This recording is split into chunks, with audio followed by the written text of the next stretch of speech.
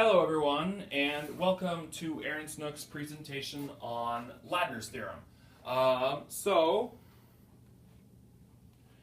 Ladner's theorem states that if P is not equal to NP,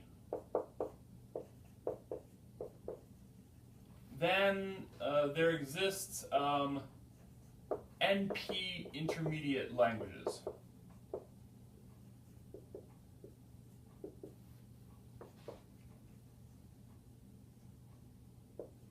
What this means is that L is not in P, L is in NP, L is not NP complete.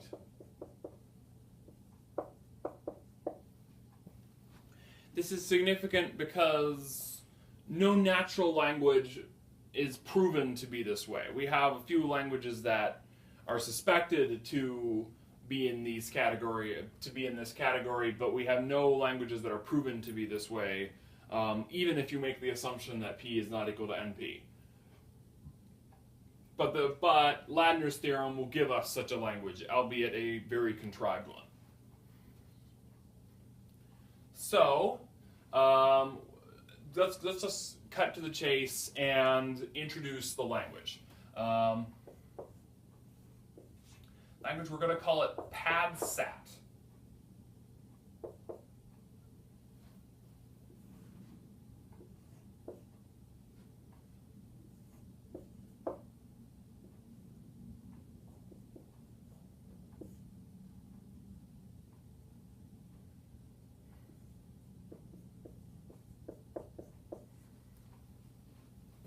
So PAD-SAT is the language of all satisfiable SAT instances that then have a bunch of garbage at the end of it.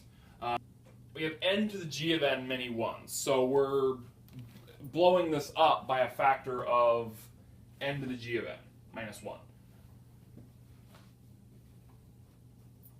So the idea behind padding the SAT instance is that we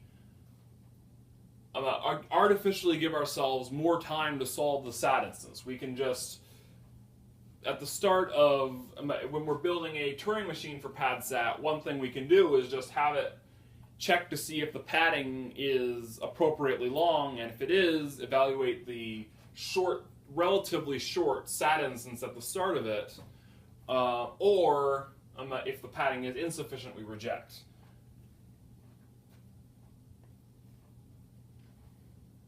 So, in particular, one observation we can make, therefore, is that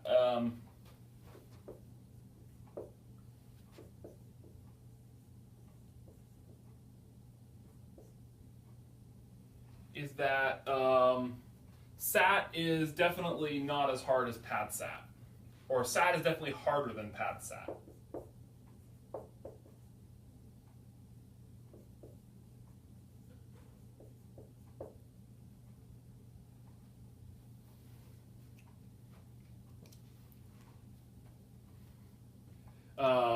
And again, this is assuming that we assume, for the sake of this, that g of n is time computable.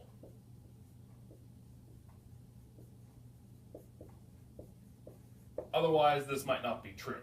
But if we assume that g of n is time computable, then we will have that PAD-SAT is at most as hard as SAT, simply because if you can solve SAT in polynomial time, then, well, you can solve PAD-SAT in polynomial time by simply computing whether or not you have enough ones at the end of it, and then solving the SAT instance at the beginning of it separately.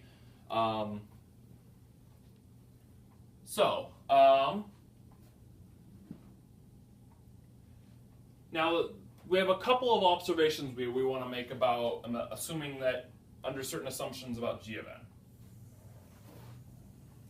So let's first, what if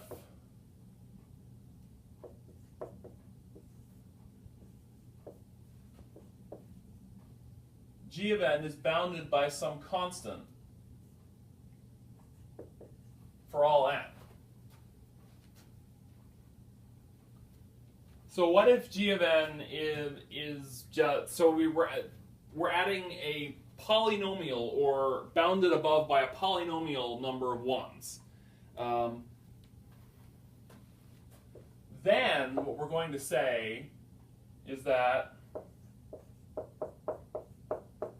SAT is not as hard as PADSAT, or there is a reduction from SAT to PADSAT.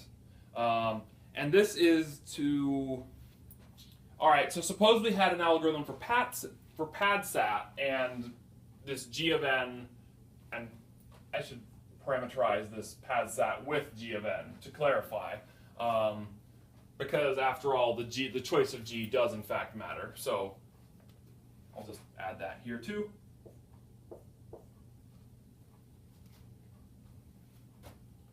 And the way we would show this is, suppose we have an algorithm for SAT, then we just put n to the g of n ones at the end of it, along with the 0, of course. And since g of n is time computable, this is not a problem. And so, and now we would just run our PADSAT algorithm on this new instance. So let's say that g of n was just equal to the constant function 5 always. And then we'll say that m solves PADSAT in n to the 6th time. Then our algorithm for SAT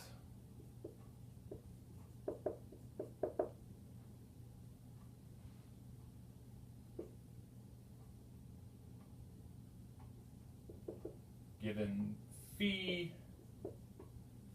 pad with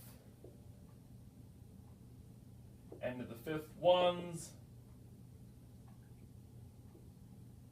run m star, or sorry, just m of, no, phi pad, we'll just call the result of this, and then I'll just run m on phi pad. And m will return true if and only if the original instance phi was satisfiable. This will be n to the 30th time, because we are running a n to the 6th time algorithm on an n to the 5th size input. But that's polynomial. So that would mean, so therefore we have this reduction. And what this means in particular is that then if PADSAT happens to be in P, then so is SAT. And therefore P would equal NP. So the kicker is, if P is not equal to NP, then PADSAT is not in P in this case.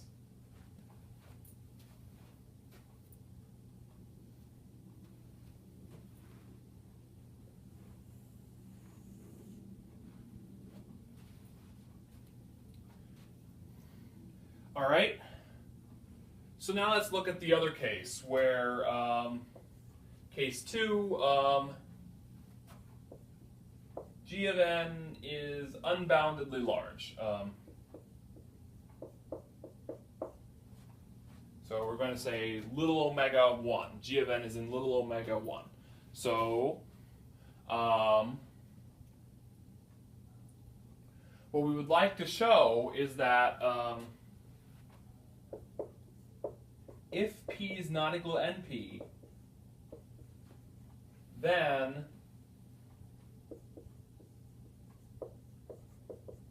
PADSAT G of n is not NP complete.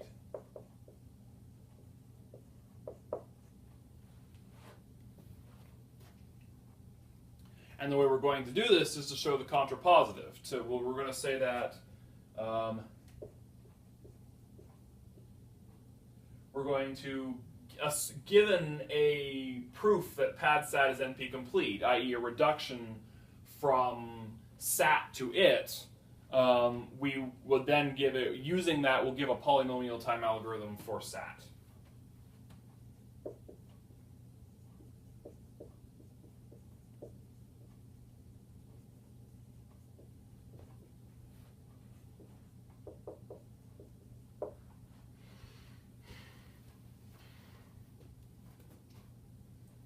Alright, so I'm going to go ahead and erase this side. I don't have an eraser, don't laugh at me.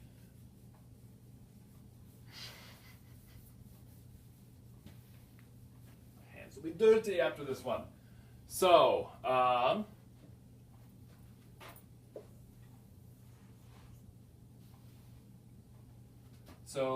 let's let M star be an algorithm from that takes a sat instance and returns a pad sat instance.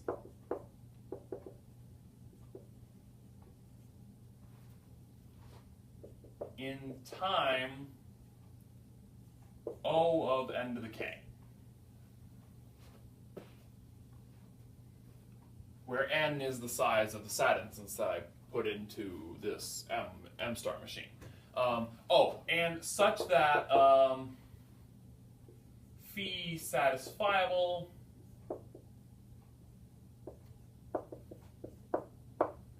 if and only if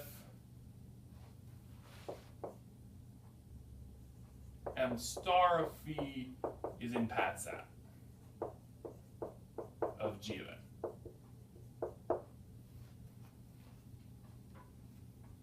So now what we're going to do is we're going to exploit this and infinitely decrease the size of our sat instance until it's small enough that we can brute force it.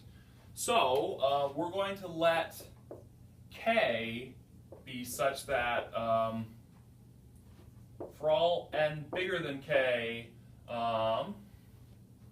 we have, all right, let's see. Oh, and then also assume G of n computable in time O of n, say, cubed. We're just going to say cubed.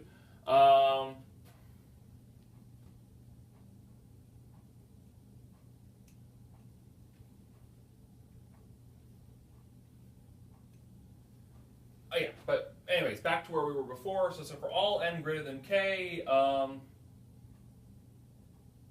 cubed, n to the k is less than, whoops.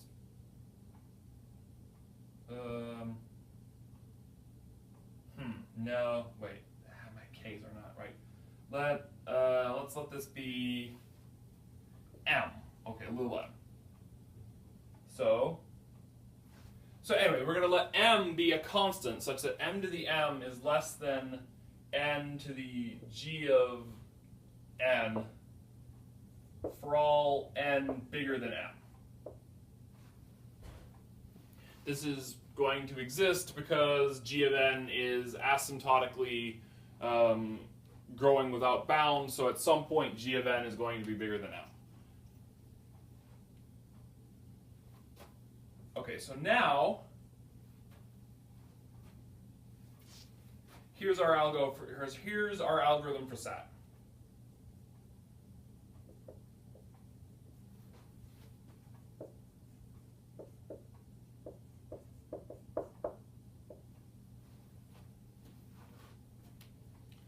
All right, and then we're going to parameterize it with, say, an instance phi. So we're going to first, if phi is small enough, i.e. smaller than m, which is, remember, our cutoff constant here, then brute force it. Just look for a solution to the sat problem, And if you find one, say yes, otherwise say no. This will take 2 to the m time at most.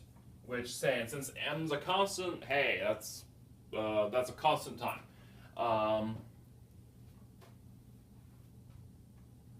So otherwise,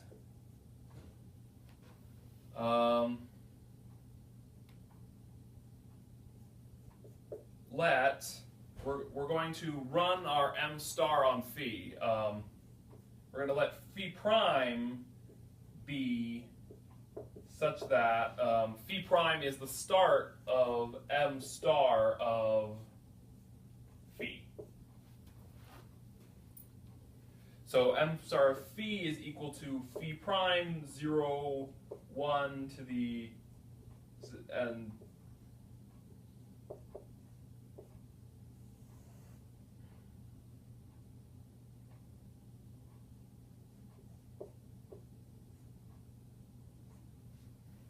such that m star of phi prime is the SAT instance that's at the start of the padded instance, and it's padded appropriately, meaning the number of ones is polynomial in the size of phi prime, according to the g function. So so first we check to see if we check if m star of phi is padded properly.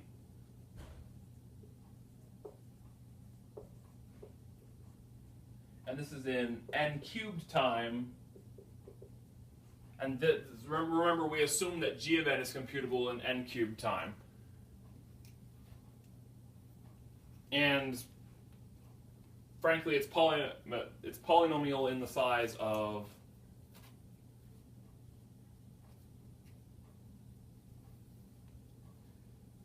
well, we'll just say it's in time n to the c, since after all, this m star of phi is of size at most n to the c.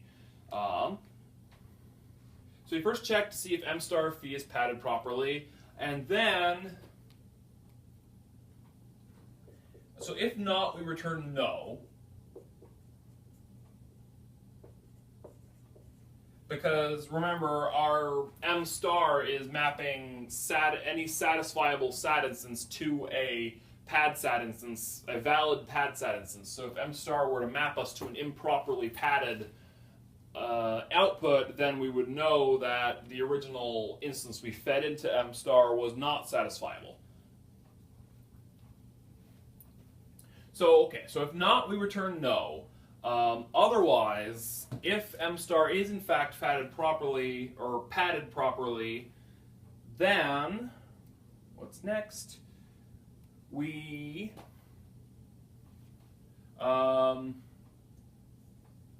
recurse on phi prime. So we now just take out all that garbage, and now we just recurse on phi prime. Note that phi prime is at most, actually, so apologies here, we're going to just redefine m up here very slightly. We're going to add a 1/2 here, just to make it a little more clean. So phi prime is at most 1/2 times the size of the original instance. And so every time we recurse, we're going to be having the size of our input every time. So this recursion was going to run at most log n times, where n is the number of, where n is our input size, and thus the runtime is, just being extremely conservative about it, log n times n cubed plus n to the k plus 2 to the m time. And well, 2 to the m is a constant, so we don't care about that. So this is a polynomial time algorithm for SAT, and thus we have that p P is equal to NP in this case. So, therefore, since P equals NP, we have derived a contradiction with our assumptions, and therefore, PADSAT is not NP complete if G of n is tending to infinity and G of n is computable. So now we need to get a computable G of n that sort of can get the best of both worlds here. Now, oh, there's the eraser. That would have been useful earlier.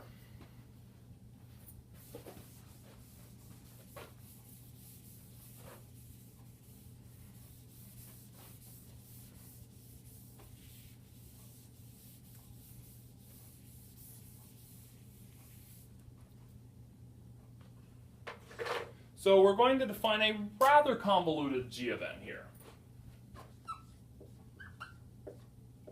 So G of n is going to be as follows.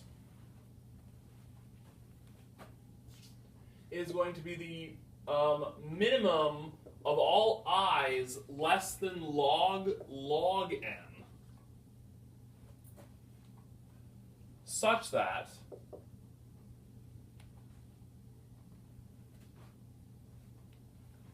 m sub I, and remember m sub I is just the machine that corresponds to i's source code, such that m sub I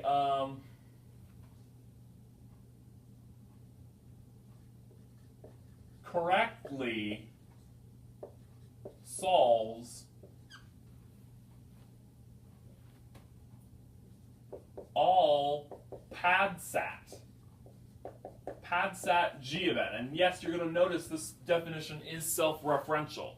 This G of n is the exact same as the original G of n. But you'll see why this is not a problem in a bit. So m sub I correctly solves all PADSAT G of n instances of size at most log n, and in time at most I of size times the size, we'll just say the size of the instance is s, I times s to the I. So I times s to the I, or log n otherwise. So if there is no I that fits the bill, we're just going to say that G of n is log n. So as n gets larger, we're testing more and more machines, but also on more and more inputs as well.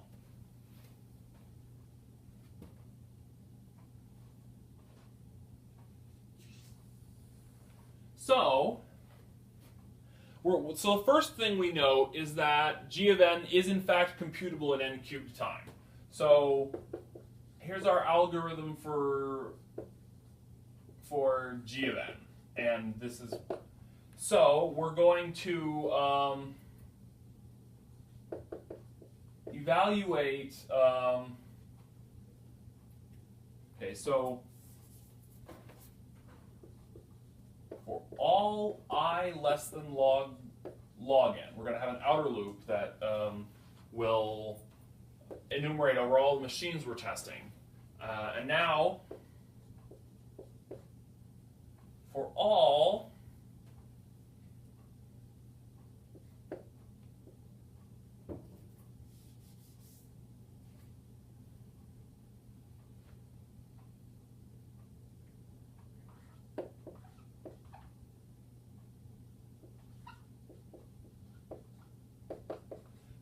j less than 2 to the log n, which is equal to n.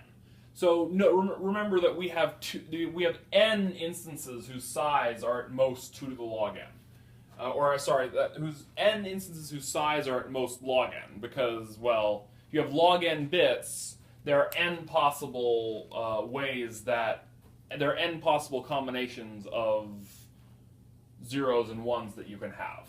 So this part of the loop is of size n. So for all j's that are at most 2 to the log n, going to run m sub I on, so m sub I of j for I times the cardinality of j to the I. And the cardinality of j is the number of bits to express j. So how about we could say just log j to the I.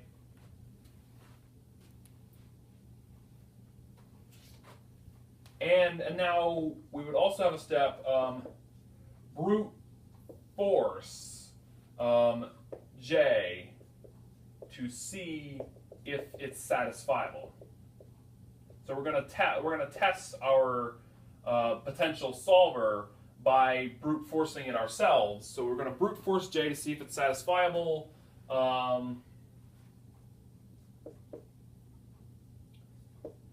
If m sub I doesn't stop in I log j to the I time, or if it returns the wrong answer,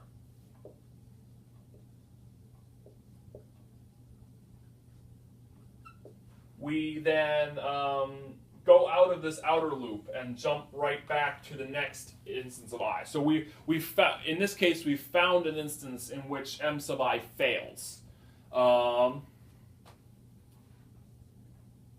Otherwise, if it works, increment j. And then go back to this loop.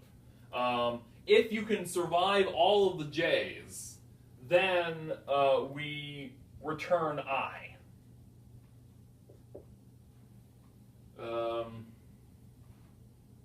Answer, break to, we're going to say just double break. Break all the way back to the outer loop. Otherwise, we increment j and do this inner loop again. And if we somehow survive all j's, then we would go ahead and return I. And then, otherwise, we return log n.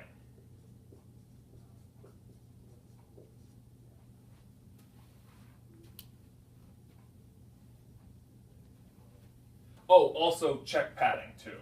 Because remember, these are pad sat instances.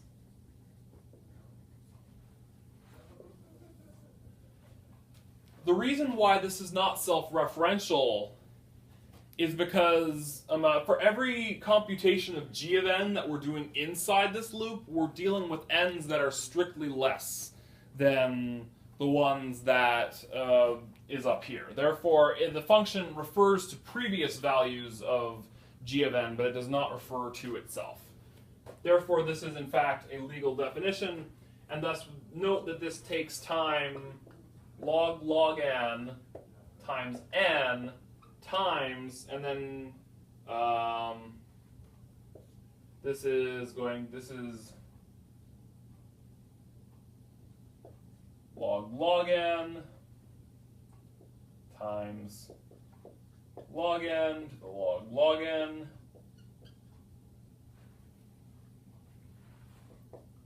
plus 2 to the log n. We're just going to, that's just for our brute forcing. And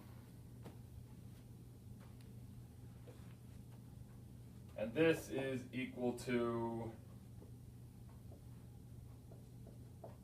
log n times n squared plus n log n squared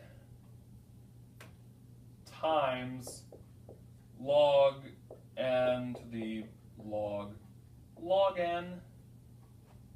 And we note that log n equals 2 to the log n.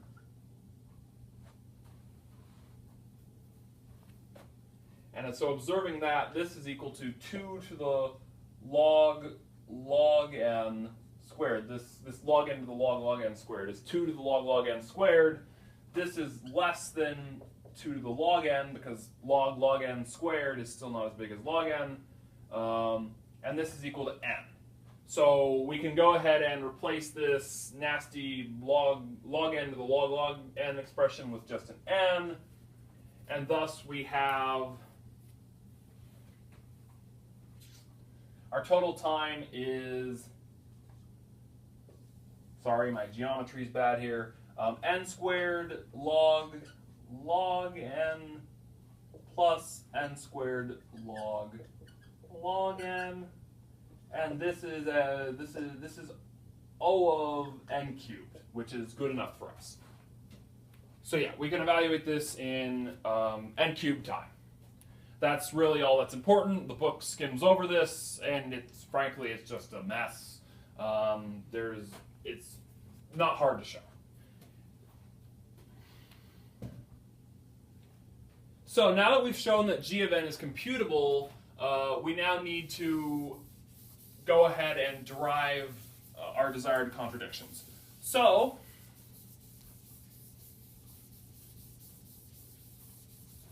contradictions with the fact that this is... So first of all, g of n is in P. So what that means is that we have some special m star such that m star takes n to the p time. We'll just say. So we'll just say p n to the p time.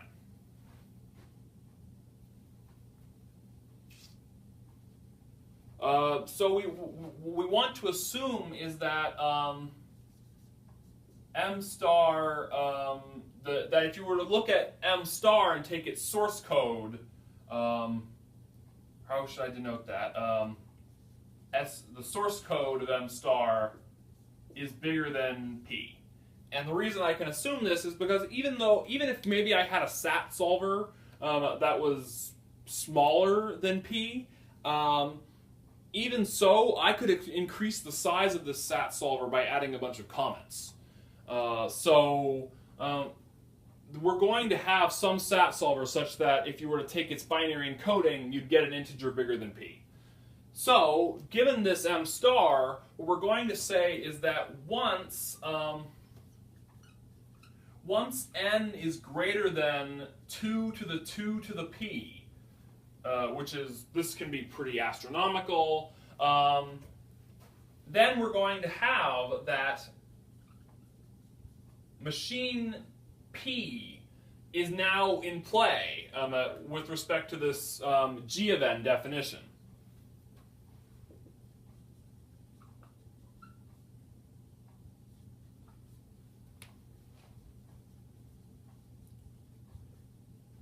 Furthermore, since this machine P takes time p n to the p time, for all instances n, machine P will always succeed.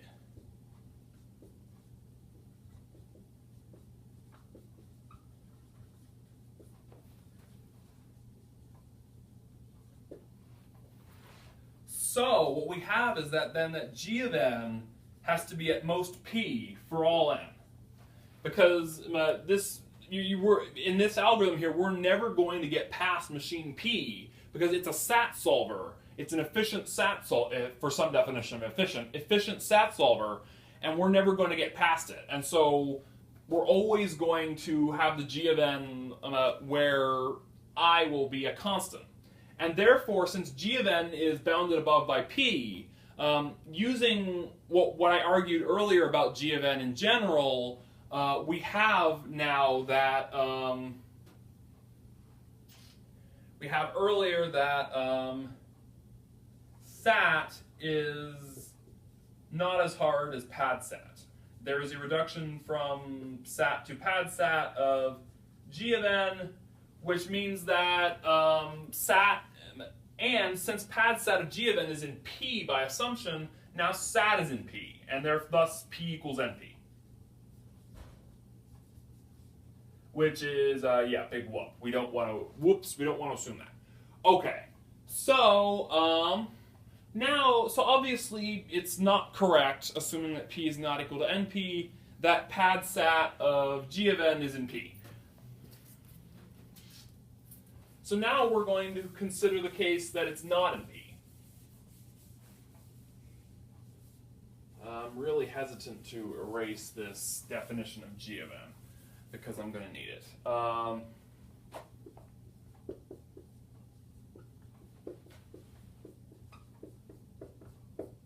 Pad sat g of n is not in P now.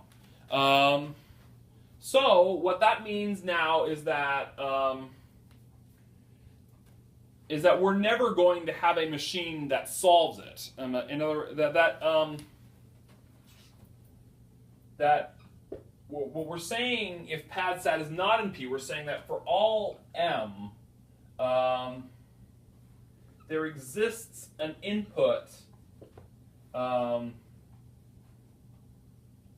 phi such that m is either wrong on phi or m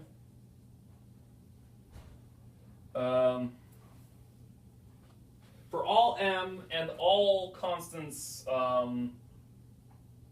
for all constants p, there exists some input such that its m is going to either be wrong or m is going to take too long. Takes greater than p n to the p time. Or where n, I should clarify here, is the size of the instance.